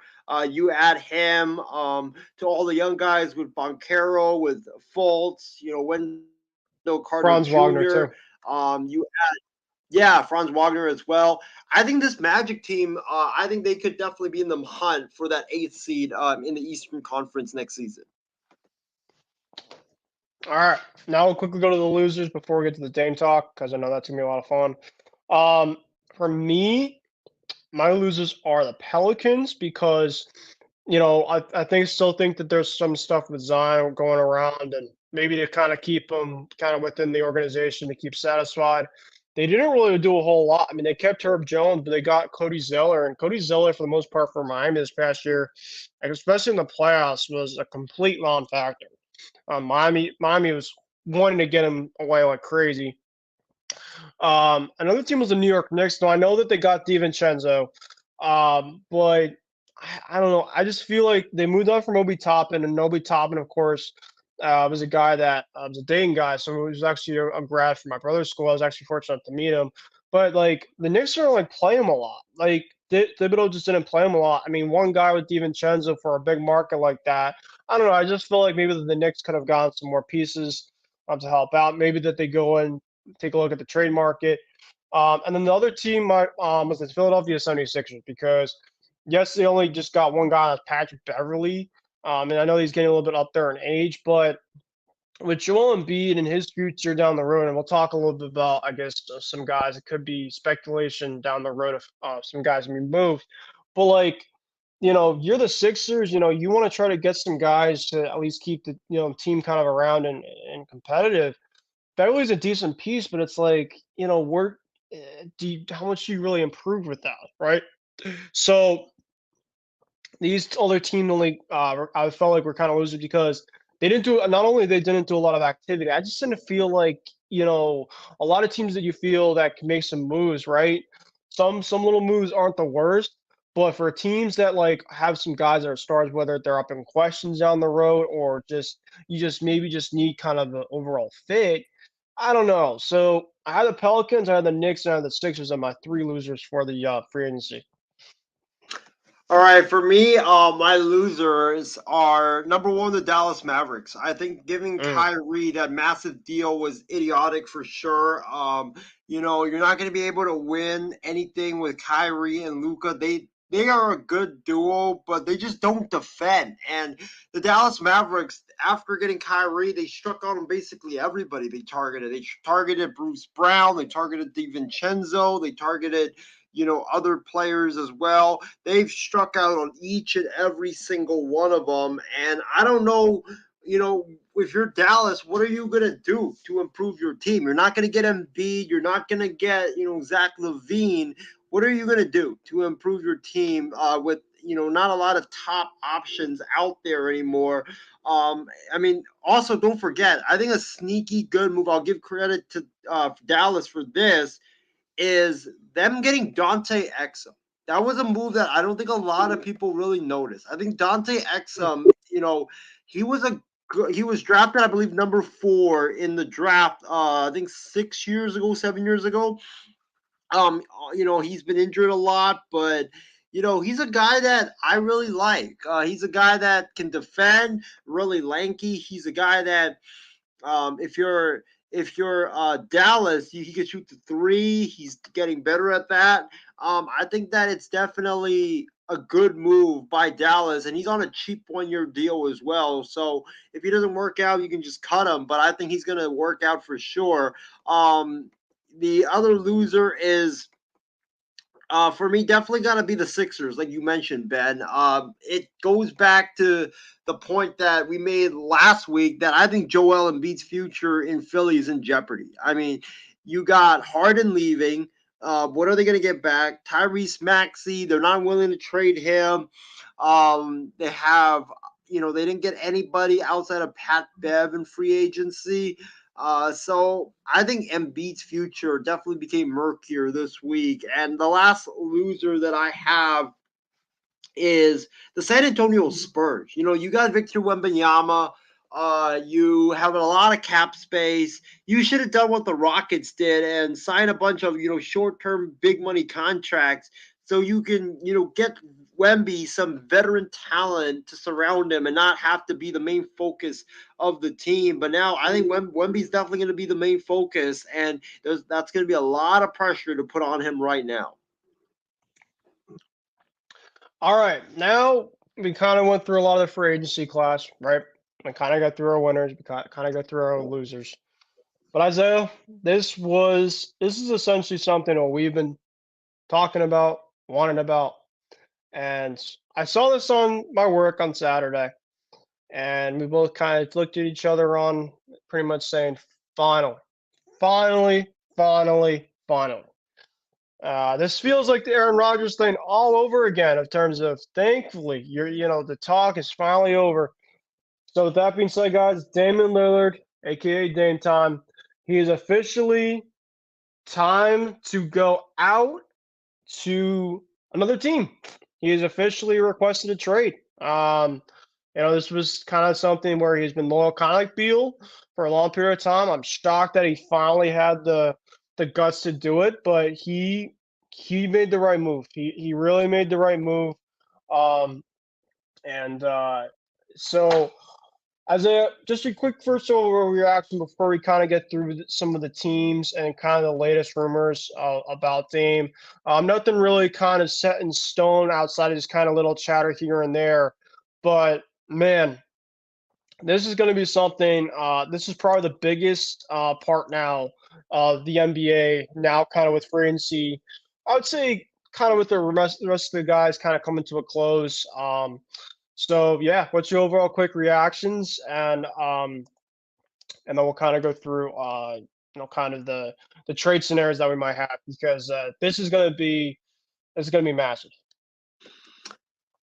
Finally, that was my reaction. I mean, Saturday was honestly an unbelievable day because number one, the Phillies scored 19 runs in a game. I know they were playing the Mm. Nationals, but still, 19 runs is a lot. And then the Texas Rangers went out and got Aroldis Chapman with the Royals, I believe. And then this happened. Damian Lillard requested a trade from Portland, and he finally did it. I mean, when I woke up to the news, I thought I was still sleeping because I was like, "There's no way."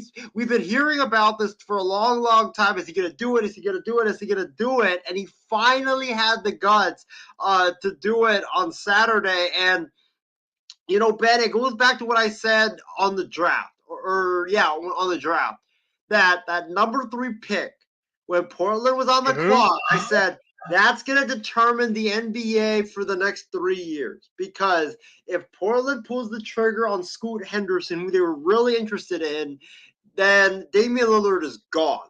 And just like that, after a week after Scoot Henderson gets drafted, Damian Lillard said, "Enough is enough. I am getting the hell out of here." And I'm so proud of him. And, I'm not surprised, just because I thought that once they picked Henderson, I thought that it was clear that Dame was going to want out, because Dame didn't want them to draft a player. He wanted them to trade that number 3 pick to get a veteran star into the building, but they didn't do it.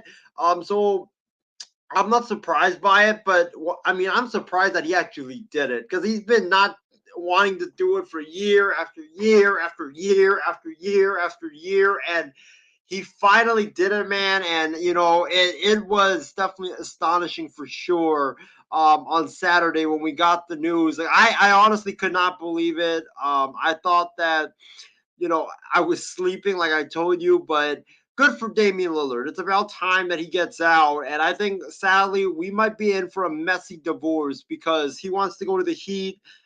Portland doesn't want to send him to, or Miami doesn't have the pieces. They are not willing to send him to a place that he wants to go for less pieces. So we might be in for like a messy, dragged out divorce that could last until like August or September. So, this situation to me, do you remember the Donovan Mitchell with Utah situation? This was a guy with Utah where he kind of was loyal for them for so long, and he kind of fiddling around year after year after year, and he finally decided, "I'm out of here."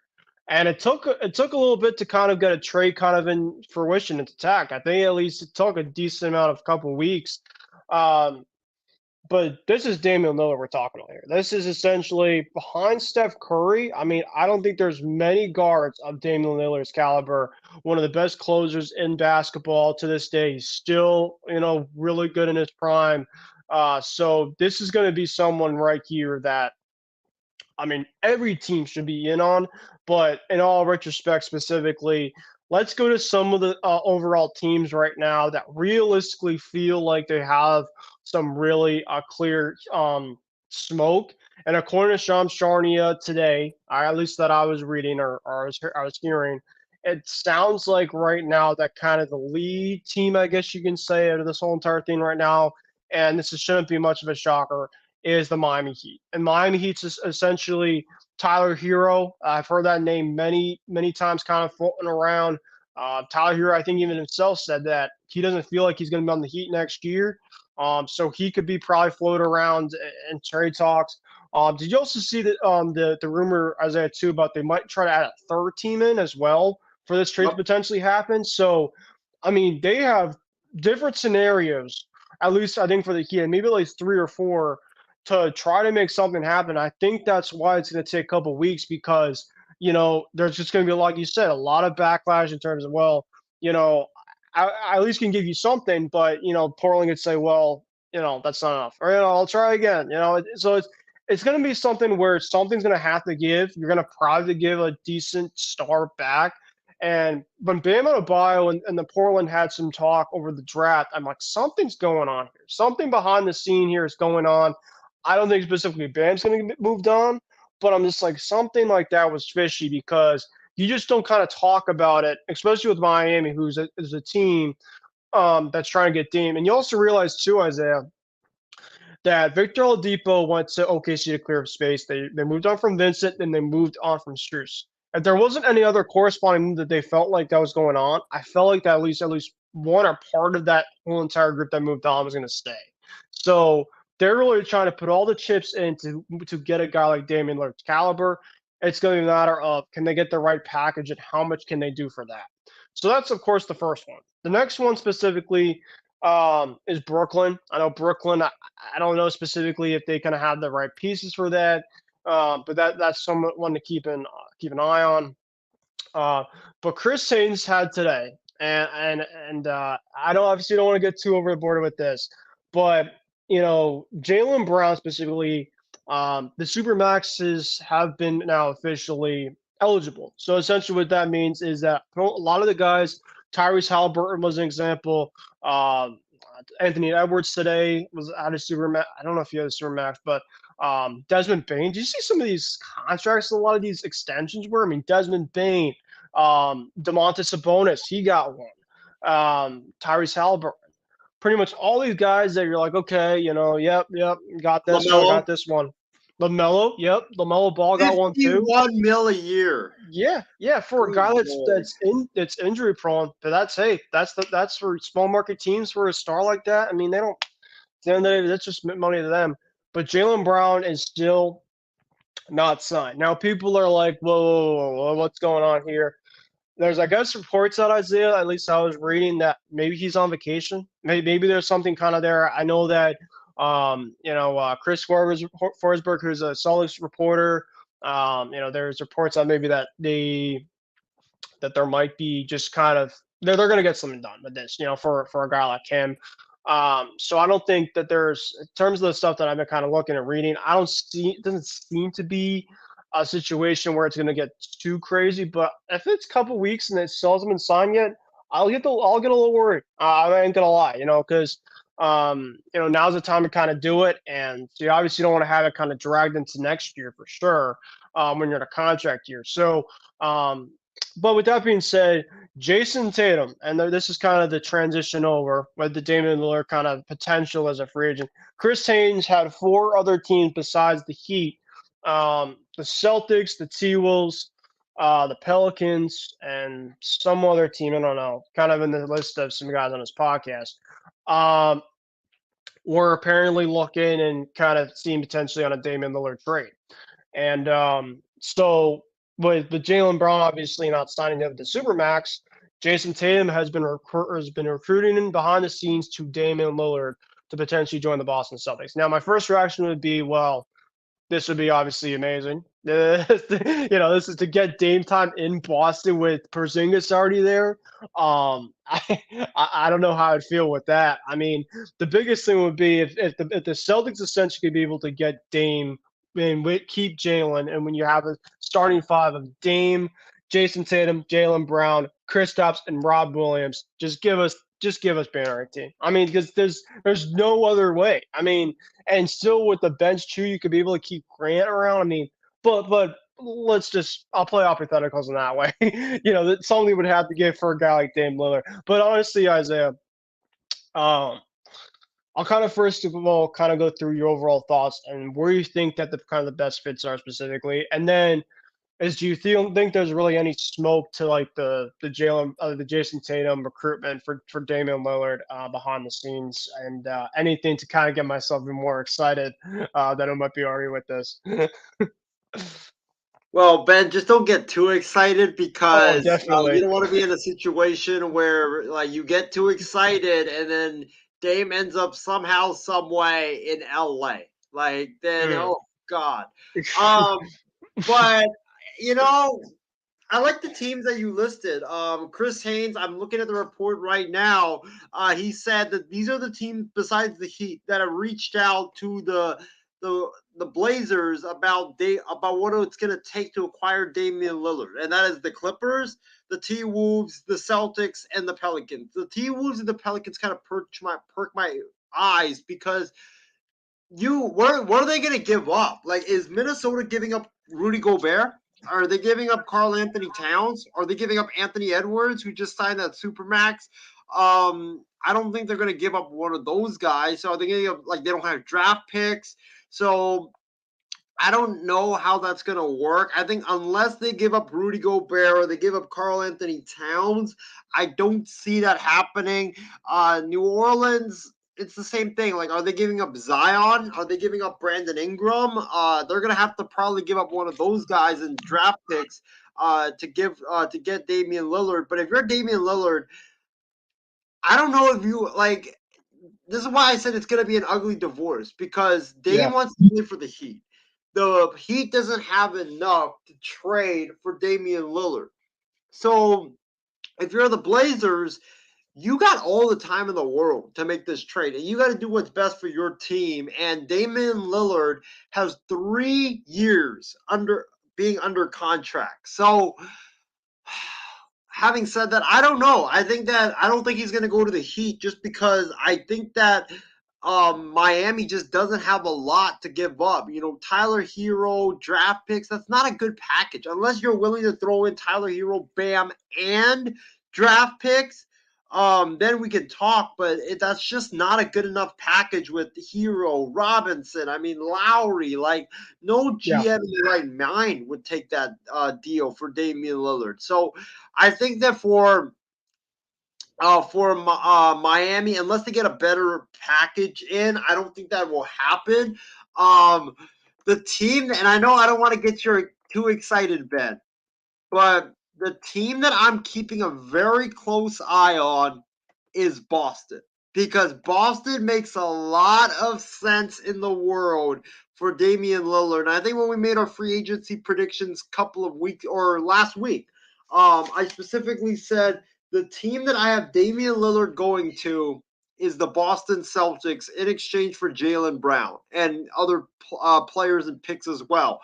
That makes a lot of sense. Dame wants to win. If he goes to Boston, you get Dame, Tatum, and Lillard. That's a championship team right there.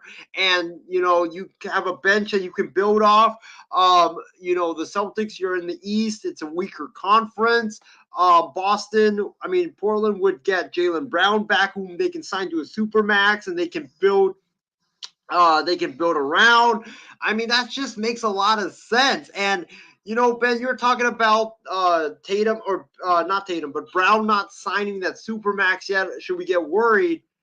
I think there's a coincidence to this because think about it. Damian Lillard requested a trade. Jaylen Brown was eligible for the supermax July 1st. On midnight July 1st, he was eligible to sign the supermax. He could have signed the supermax by now.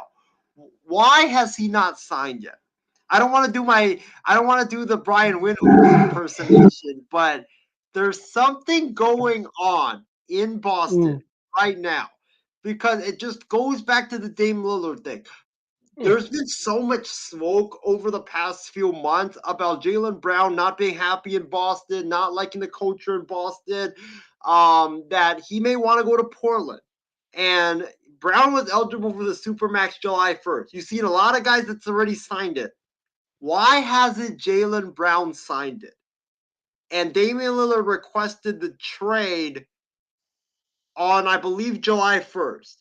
And now we get the report Tatum's been recruiting Damian Lillard. It's all starting to make sense. Connect the dots. Exactly. No. Connect the dots. It's all starting to make sense. Because if they were not serious about trading for Damian Lillard, they would have signed Jaylen Brown by now, locked him up to a massive 5-year contract. There's no way Portland in the world, there's no way Portland's going to take him with that massive contract and he wouldn't be able to be traded. But when you look at it, Brown's not signed yet. He could have been signed a couple of days ago. He's not signed yet. Dame requested a trade. Now Tatum's recruiting Brown. I think Damian Lillard ends up in Boston, to be honest with you.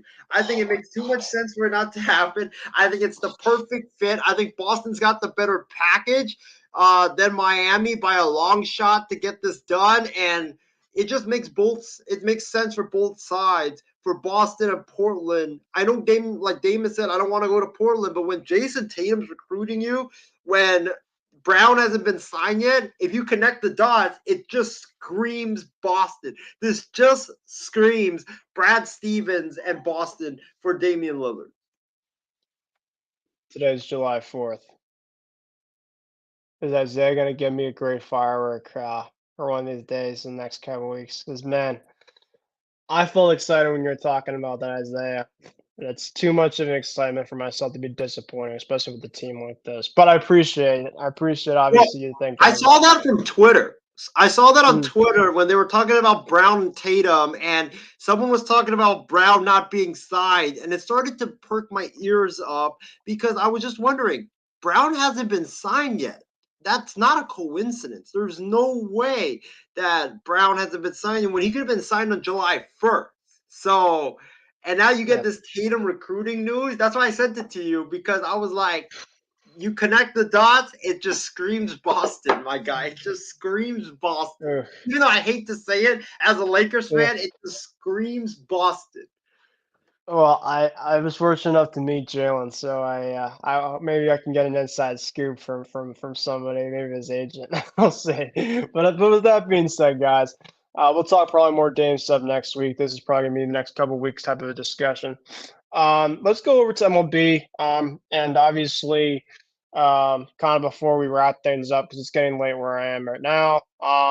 We'll get to our team reports as usual. And before we get into the All-Star rosters, as it, and we'll probably talk more about that next couple weeks and stuff like that because the All-Star game's coming up with teams.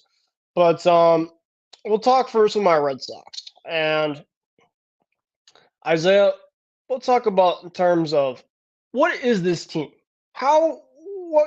This is the most confusing team I think I've ever seen as a Red Sox fan. You know, they are 7-0 against the team that essentially owned us last year and the Toronto Blue Jays. And they're 7-0 against them this year. They're 5-1 against the New York Yankees. Yes, this was a lot of this was without Aaron Judge. And they split their series so far against Baltimore. The only team that they've had problems with is Tampa. But I looked at this before coming on here, and the Red Sox are like top 3 against teams with winning records. And I think the other teams were the Rays and the Braves. And the Red Sox are in the top 5 in terms of teams like right around 500.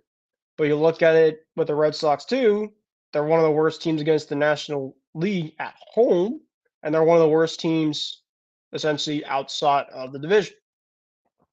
So it's one week, Isaiah, you'd be like, well, this is the Red Sox. Yep, they look great. You know, everything's great and all. And then you look at it another week and you're just like, this team absolutely sucks. So, like, there's a mountain of high, mountain of lows, and that's the baseball season. But you're almost to the All-Star break, and typically you kind of know what your team is. If your team's contention, if your team has some ups and downs. I don't know what this team is. I really don't. It's really crazy to think. I mean, yeah, they have some pieces. You know, Whitlock went down on the injury list the other day, which was a massive, disappointment. Sale, of course, is still up, but they have Brian Bayo's pitching well, Paxton's pitching well. They're getting some decent hitting. I mean, going to Toronto and sweeping them after sweeping them at Fenway, that is, I mean, Toronto, of course, has had some problems in the division, but man. Now, of course, they go and they go back at home. They have Texas coming up, and Texas has been red hot a lot of this season. And then they have your Oakland A's. The first time of the season, Oakland A's come to Fenway. So I might have to give you some text off the air and maybe give you some give you some feedback and clap back if we pull you guys out. But I won't go too much because I know how much the A's have been really lacking. And of course, then you have the All-Star break. So really, for a lot of these teams at this point, Isaiah, especially like the Red Sox. The Red Sox are 43 and 42. They had a couple of games under 500, and the last couple of games, the Red Sox are playing well, but it's been an up and down seesaw, like I said.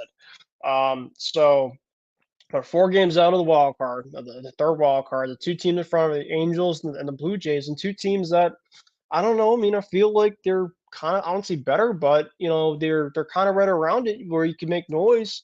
You just kind of have to be within reach. And I think with this Red Sox team with a really tough division with not a lot of expectations, You take the Texas series and you take the A's series right before the All-Star break. I mean, you got to feel pretty good with all things considered. Kind of it being an inconsistent first half. So, yeah, that's kind of overall a team report for your.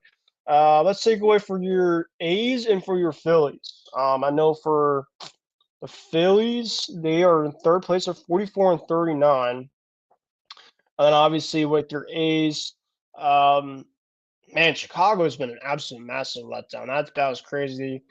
They took 2 out of 3 against the White Sox after the Herman start, which, by the way, Isaiah, he pitched tonight, and he had a perfect game through 1 inning for the first inning, and then things fell apart. So that just pretty much says a lot about the A's offense. But with that being said, I'll give it to you. Your team report on the A's and the Phillies. Number one, before I get into the A's, Pedro Griffol's job, I think, is in jeopardy in Chicago because he never should have been hired to begin with. Made no sense to hire a bench coach from the Royals of all teams to be your manager. And now the White Sox, who have a lot of talent, they are probably going to be shipping all of that away. And they're probably going to finish with one of the worst records in all of baseball. So I think that especially Griffol's bullpen management left a lot to be desired on like over the weekend when the A's played the White Sox. He made Mark Kotsay look good as a manager, and like A's fans have been saying, Mark Kotsay needs to go. Bring in Madden, bring in Girardi, bring in Showalter. I think Grifol. I think by the end of the season, he's probably going to be done. In terms of the A's, they took 2 out of 3 from the White Sox. The A's, they're playing much better baseball as of late, especially after their terrible They scored start. 7 runs in their 3 games this past week. I mean, hey, that's not bad. Yeah, their offense can hit. I mean, they can score a lot of runs. The only problem, though, is their pitching. Their pitching is just awful. I mean, every one of their pitchers has an ERA 4.61 or higher. And when you're playing like teams like the Tigers or the Red Sox, the Yankees, the Twins, coming up the Blue Jays, you're gonna need to pitch better than you have the last in this season. And the A's, they're not going to make the playoffs. Not probably. They're definitely not going to make the playoffs. It's a 0.0% chance. Exactly. It's like a point. Exactly. I don't even know if the 0 is going to be available for the A's, to be honest. They're gonna be shipping away a lot of players this trade deadline. Although I don't really know who they have. I mean, when you look at their roster, Brent Rooker's an all-star. Congratulations to him. Yep. He definitely deserves it. Their lineup, you have guys like Tony Kemp starting to get hot. Jace Peterson has been playing well. Ledmus Diaz has been playing well as of late. They have a lot of young talent at the starting positions. I don't know who they're really going to be able to trade. Trevor May's gotten better. Fujinami's gotten better out of the bullpen. But a lot of these guys, you look at their ERAs and their the runs and their walk ratios, it's super, super high. So I don't know if a team, I heard, Ben, your Red Sox was interested in Ledmus Diaz a few weeks ago. I don't know if your Red Sox would really want him because I know he's hitting like 110 or 210. Yeah, like that feels like Con Bloomville for you, taking all the scraps. I honestly would not be shocked if, like, your Red Sox, with how Bloom is running things, like, if they pick up, one of the A's pitchers who has an ERA at like 5 point something or 6 point something. He's so hard too. Yeah, just to try to get the bullpen going. I mean, you guys picked up Familia from us last year. That turned out to be that was a DFA in a couple weeks. Yeah, that was a disaster for sure. But yeah, the A's, they're going to trade away a lot of players. I think that the one guy to look forward to, though, is Paul Blackburn. He's been pitching he's been pitching really good for the A's this season. He was an all-star last year. His ERA right now is 3.77, which is the only horrible. It's not horrible. It's the only respectable ERA for a team like that. Yeah, exactly. For a team like the A's, not horrible at all. So I think he's the guy that's probably going to have a lot of value. Maybe Seth Brown because he's hitting a lot of home runs. Brett Rooker's a guy that, if I'm the A's, I would listen to because you might be cashing in on a guy that was having a career year, but then is going to go back to what he was before, and that is a career minor leaguer. So I would listen to on him. But if you look at the A's schedule coming up, I mean, it's brutal. You got Detroit for 3 starting today. You got the Red Sox at Fenway, like you mentioned, Ben, over the weekend. Then you got Minnesota for a 3-game set. You got Boston for 3. You got the Astros for 4. You got the Giants for 2. And then you got the Dodgers for 3. Oh. So, yeah, the A's, I don't even know if they're going to be able to win a game in that stretch with how those teams' offenses are just so good and our pitching staff is just so downright awful. But about the Phillies, you mentioned how the Red Sox are the most confusing team in baseball. I think the Phillies are also the most confusing team in baseball because the Phillies, they play so well against the Dodgers, the D-backs. They played so well the last few weeks and months. And then they start off July by losing to the Washington Nationals 2-1 after they took 2 out of 3 from the Mets. But then they lose to the Nationals. They lose a 3-game series to the woeful Nationals after they scored 19 runs on Saturday, and then the next day on Sunday they had 11 hits in that game. They had like 15 runners on base, and the Phillies only managed to score 3 runs while hitting into 5 double plays.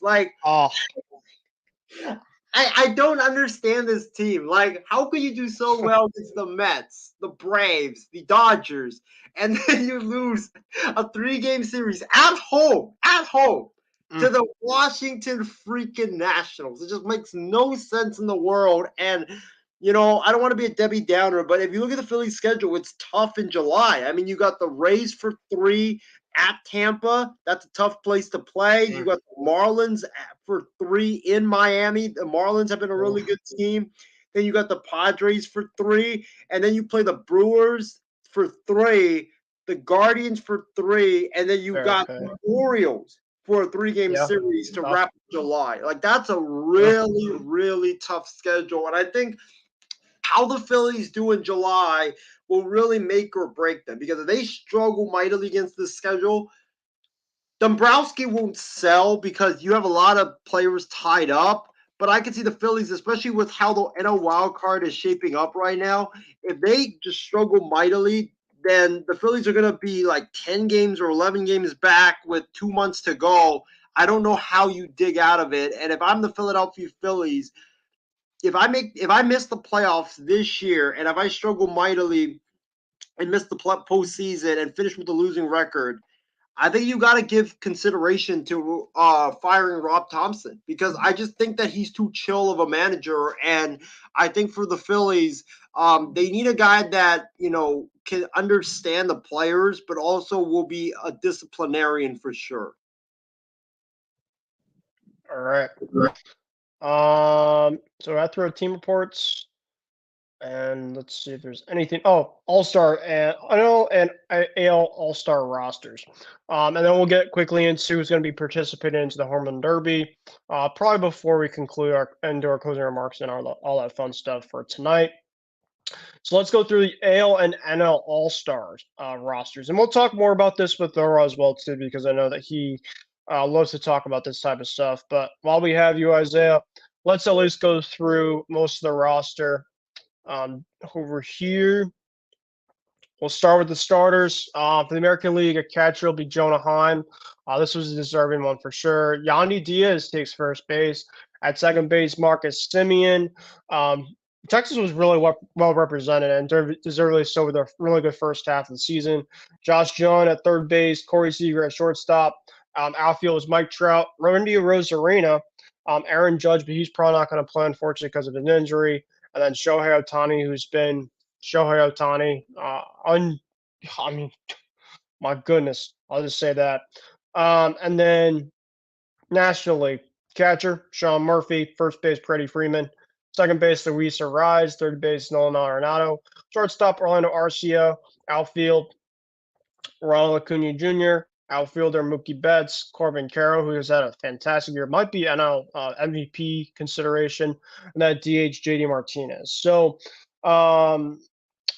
before we get into the pitchers, Isaiah, anybody on that list that was a shocking starter for you on either the AL or NL?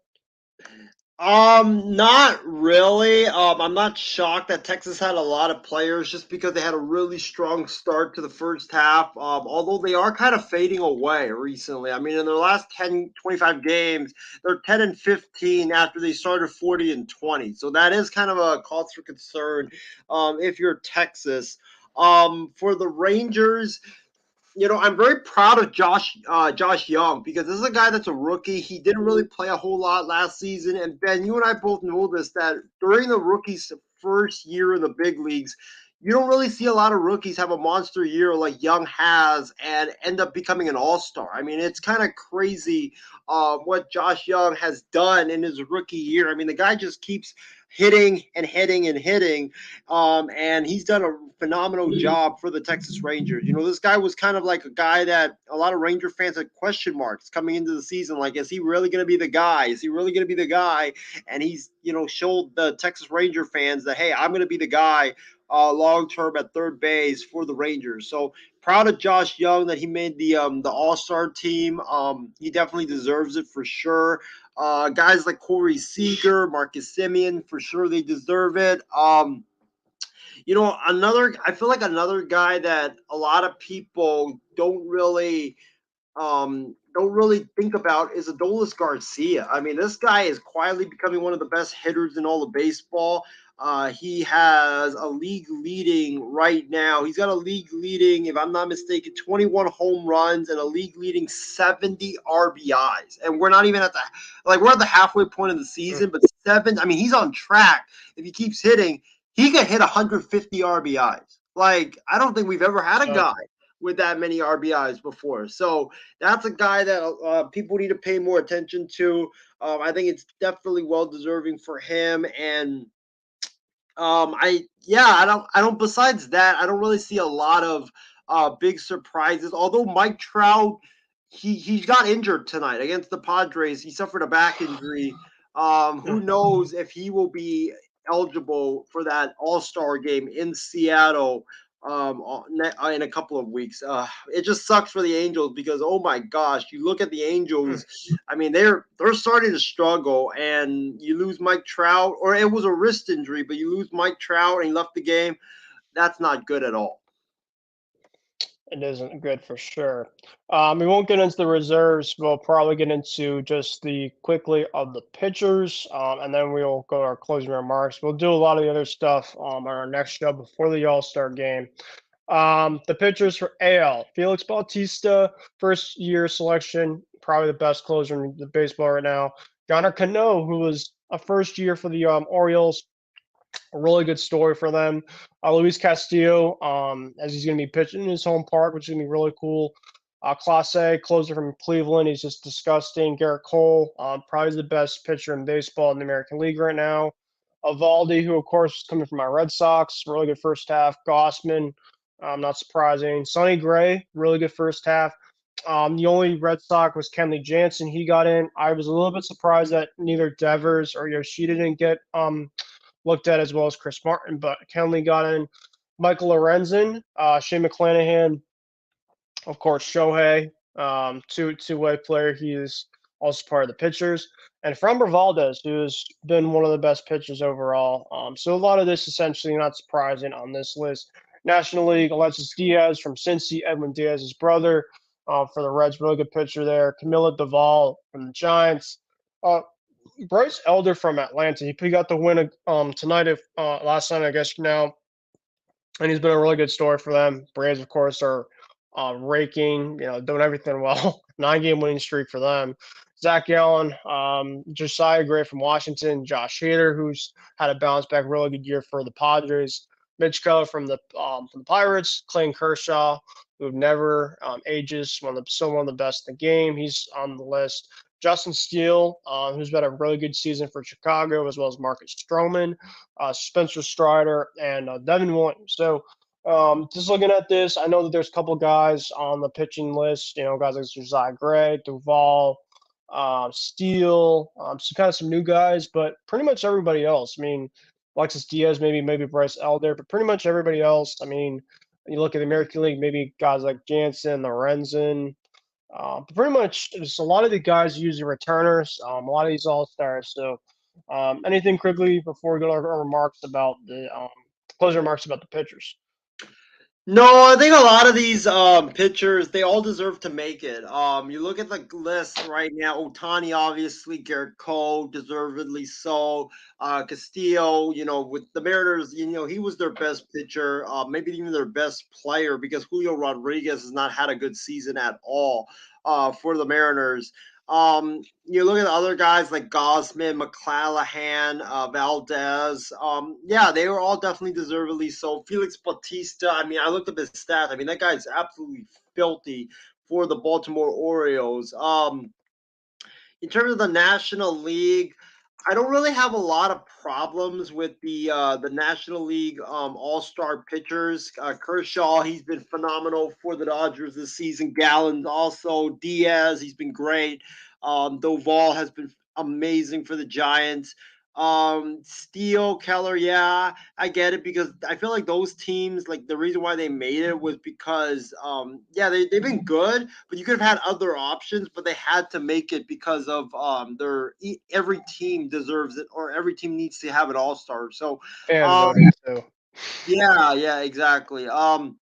I'm surprised Scherzer and Verlander did not make it. I know they've had down seasons, but I thought with the fan voting, the name brand of Yep, Scherzer and Verlander agreed. would definitely get them in. So that's why I'm shocked they didn't make it. Zach Wheeler also didn't make it from the Phillies. I was shocked by that. I know the Phillies only had one, and that was Nick Castellanos. But guys like Craig Kimbrell, I thought should have made it, because he's having a really good bounce back season. He was named reliever of the year or reliever of the month for the month of June, and he's been tremendous for the Phillies. And Zach Wheeler has done great for Philadelphia. Especially late. I know his ERA is 4.03, but he's definitely turned it on the latter part of this season.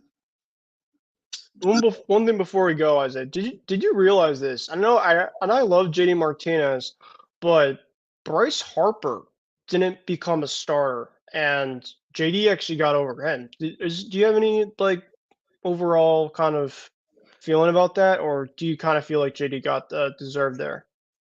I feel like JD did, because I feel like Bryce is the big name, obviously, but Bryce hasn't Yeah. had that Harper, like LeBron James type season where he's just carrying the load. He's having an amazing season. Like, Harper's doing good, but it's not that great season that you expect. His home run totals are down.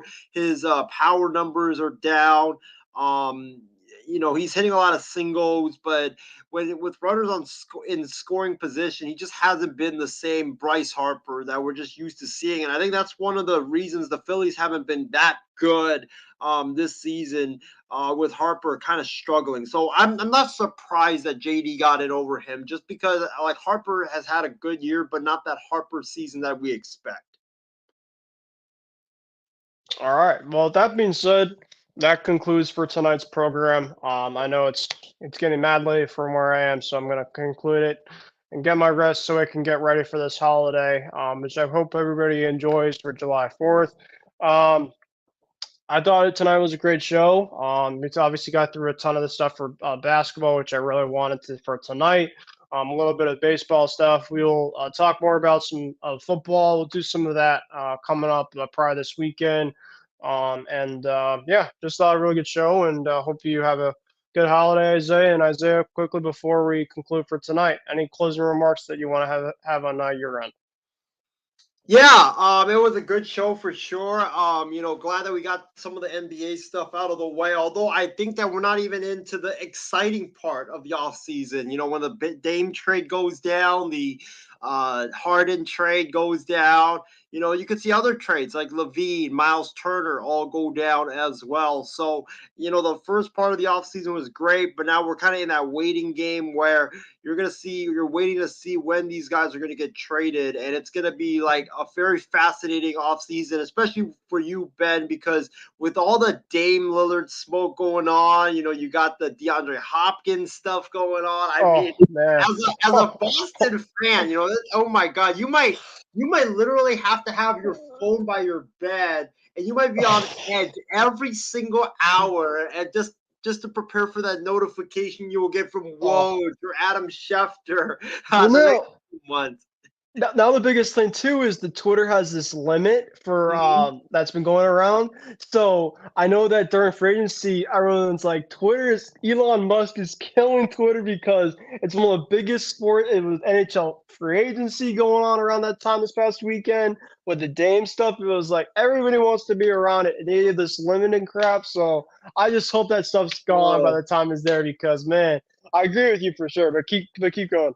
Yeah, I mean, dude, it's gonna be crazy if you're a Boston fan because you have all this, like, you have the Red Sox, who are playing better. The Patriots are gonna start training camp in a couple of weeks, and then the Hopkins stuff, he should be signing in a couple of weeks. Dame, I mean, imagine if Dame goes to Boston and DeAndre Hopkins goes to the Patriots, if that all happens I'm in throwing a party. the same 2 days. I mean, Oh. good. Like, good. I'm throwing a party. I'll do a live reaction on here, and you for let's just say you won't hear from the end of me for one night. I'll just say that I'll be Yeah, pretty stoked because it's been a little brutal at least for a little bit for a while that for sure and a lot of the times with Boston too we haven't had the household names in a long right, period of right. time to get two guys specifically that I've looked from afar of two of the best that we've seen in their respective sports. That would be pretty cool, but like I said, I don't want to get my hopes up too much. Between the two guys, I think that D Hop is probably the most logical one, but time will tell about that. Well, yeah, exactly. And I think the last thing I'll say is before we conclude is, shout out to my guy Taylor Rapp, gave me that amazing, cameo video, 1 year anniversary, about to be at Alaska Airlines. So shout out to him. What a great video! I watched it. If you haven't watched it yet, you can watch it. I posted on my Facebook tonight and also on my Instagram. Great video, and I hope that guy has a great season this season and balls out, and maybe my Niners can actually sign him next off season, and so instead of me just being so damn sad and depressed over that news that Buffalo Bills got him. All right. Well, that being said, thank you guys for joining me with Kicking with Kruse. Isaiah, it looks like you also said before we go to that we have Sports Weekly. Looks like coming up later, mid part to later on this week. So keep an eye on that, folks. But yeah, with that being said, guys, thank you guys for joining. Signing off. This has been Kruse alongside Isaiah Leon.